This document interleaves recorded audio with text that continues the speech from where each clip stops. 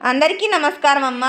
ఈరోజు మనం తెలుసుకుంటున్న అంశం ఏంటంటే 6వ తరగతి తెలుగులో 9వ పాఠ్యాంశమైన ధర్మ నిర్ణయం అనే పాఠ్యాంశానికి సంబంధించి టోటల్ నోట్స్ని ఈరోజు వీడియోలో చూద్దాం. ఇంకా మన ఛానల్ సబ్స్క్రైబ్ చేసుకున్న వాళ్ళు ఎవరైనా దయచేసి సబ్స్క్రైబ్ చేసుకొని లైక్ చేసి షేర్ చేసి మీ ఫ్రెండ్స్కు రిలేటివ్స్ అందరూ సబ్స్క్రైబ్ చేసుకొని చెప్పండి అమ్మ. నా ఛానల్ని సబ్స్క్రైబ్ చేసుకొని ప్రత్యక్షంగా పరోక్షంగా సపోర్ట్ చేస్తున్న వాళ్ళందరికీ పేరు పేరున ప్రత్యేకమైన హృదయపూర్వక ధన్యవాదములు. దయచేసి వీడియోని మాత్రం స్కిప్ చేయొద్దండి. ఇంకా ఆలస్యం చేయకుండా వీడియోలోకి వెళ్ళిపోదాం. మొదటి ప్రశ్న, దుర్గాదేవిని కనకదుర్గగా ప్రజలు ఎందుకు పిలుస్తున్నారు?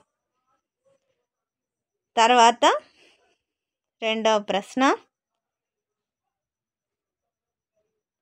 మాధవవర్మ దృష్టిలో అందరూ సమానులే అని ఎలా చెప్పగలవు?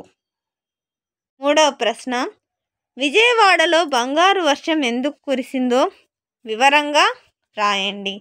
మళ్ళీ చెప్తున్నా అనుకోద్దండి మా అక్షరాలు కనుక క్లియర్గా కనిపించకపోతే నెట్ క్వాలిటీ పెంచుకొని స్క్రీన్ షాట్ తీసుకున్నాను.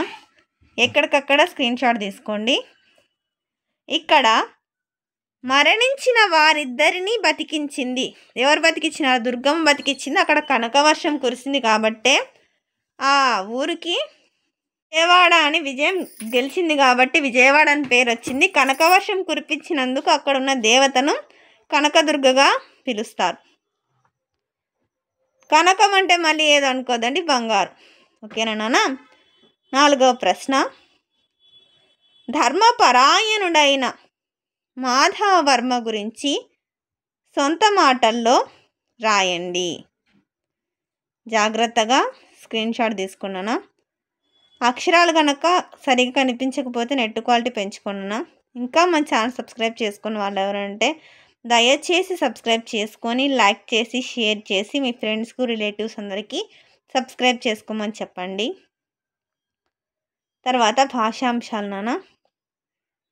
కింద గీత గీసిన పదాలకు అర్థాలను రాయండి. వాటితో సొంత వాక్యాలు రాయండి. అసువులు అంటే ప్రాణాలు అని అర్థం. సమయానికి సరైన వైద్యం లేకపోతే ప్రాణాలను కాపాడలేం. తర్వాత ఇక్కడ గడియ అనే మాట మనం చాలాసార్లు విన్నాం, కానీ గడియ అంటే కరెక్ట్గా మనకు టైం గంట అనుకుంటాం, కానీ గంట అంటే కాదు.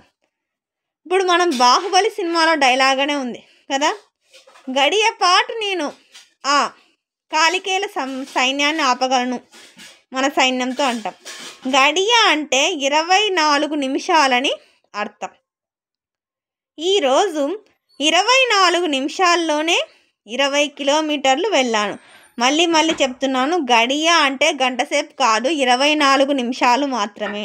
అర్థమవుతుందా? ఎగ్జామ్లో బిట్స్ అడుగుతారు, ఇట్లాంటివి జాగ్రత్తగా గుర్తుంచుకోండి. పర అంటే ఇతర విషయాలు పట్టించుకోకుండా చదువుకోవాలి. తర్వాత అశ్వం అంటే గుర్రం. దూరం పరిగెత్తిన గుర్రం తొందరగా అలసిపోదు. తర్వాత సువర్ణం అంటే బంగారం ధర నానాటికి పెరిగిపోతోంది. క్రింది ప్రకృతి వికృతులను జతపరచండి. రథం అంటే అరథం, కుమారుడు అంటే కుమరుడు, ఆజ్ఞ అంటే ఆన.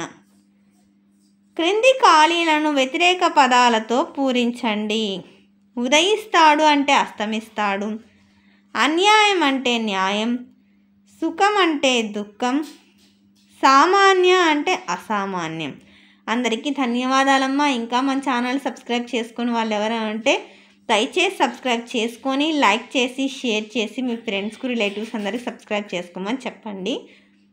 నా ఛానల్ని సబ్స్క్రైబ్ చేసుకొని ప్రత్యక్షంగా పరోక్షంగా సపోర్ట్ చేస్తున్న వాళ్ళందరికీ పేరు నా ప్రత్యేకమైన హృదయపూర్వకమైన ధన్యవాదాలను తెలుపుకుంటున్నానమ్మా. అందరికీ మనస్ఫూర్తిగా ధన్యవాదాలు. అందరికీ ధన్యవాదాలు. దయచేసి వీడియోని మాత్రం స్కిప్ చేయొద్దు నాన్న.